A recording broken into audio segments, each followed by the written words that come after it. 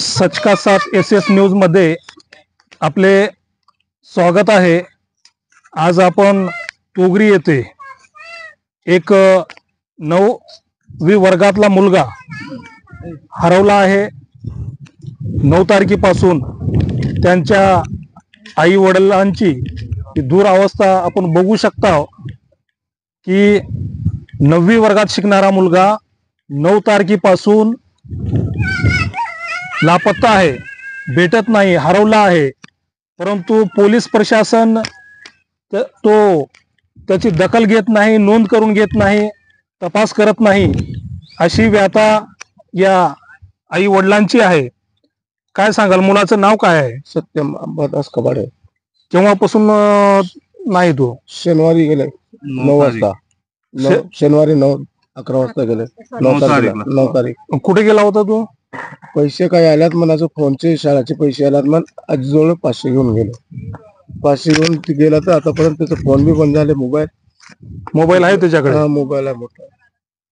500 रुपये आजीकडून घेऊन गेला आहे 9 तारखे दिवशी। कुठं? उदगीरला गेले, कुठे गेले साहेब पता नाही, आता गेले। तुम्ही पोलीस स्टेशनला गेलो होतो? हा, गेलतो साहेब, 2 तास काल बी गेलतो। आता ते बॉनफिट आण म्हणलं तर आता त्याने शाळा होतो ना, बॉनफिट विचारणार म्हणलं त्याला। तर बोनाफिट नाही तोपर्यंत तपास करत नाही म्हणलं। आता ते म्हणले बॉनफिट पाहिजे म्हणलं, आता शाळा नाही म्हणून बंद झालं। शाळेला सुट्टी आहे, तुम्ही आधार कार्ड वगैरे दाखवून? आधार कार्ड घेऊन गेलो सर, आधार कार्ड फोटो घेऊन गेलो काल। तर पोलीस काही तपास करत नाही? बॉनफिट आणा, आम्ही बघतो म्हणले। बर, आपण काय सांगाल, केव्हापासून नाही मुलगा आपला? काय बोलणं झालं होतं? काहीच बोललं नाही त्याला। मी नव्हते, बिदेवणीला गेलते। मी येते, वाटत गाठ पडलं मला। मम्मी मला 50 रुपये दे म्हणल्याकडून दिले मी। फोन मध्ये बोलत चाललं होतं, कोणाला बोलला होतं की काय नाही त्याने। काही भांडण राग वगैरे? काही पण नाही। त्याला मारहाण वगैरे काही असं झाली होती का? नाही नाही, त्यानं बोलत करून गेले समजायला। काहीच बोललं नाही त्यानं, आम्ही बोललं नाही त्याला काही, त्यानं सांगितलं बी नाही आम्हाला काही। तर सर्व प्रेक्षकांना विनंती आहे की या आई वडिलांची व्यथा आहे।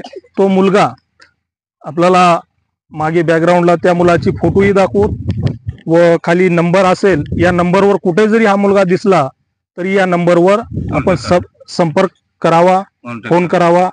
या आई वडिलांची व्यथा सर्वांनी ऐकून घ्यावी व या न्यूजला सर्वांनी शेअर करावे, ताकी त्या मुलापर्यंत, या आई वडिलांना त्यांचं मूल बाळ मिळावं, यासाठी आपण शेअर करून सहकार्य करावे व खालच्या दिलेल्या नंबरवर संपर्क करावा। धन्यवाद।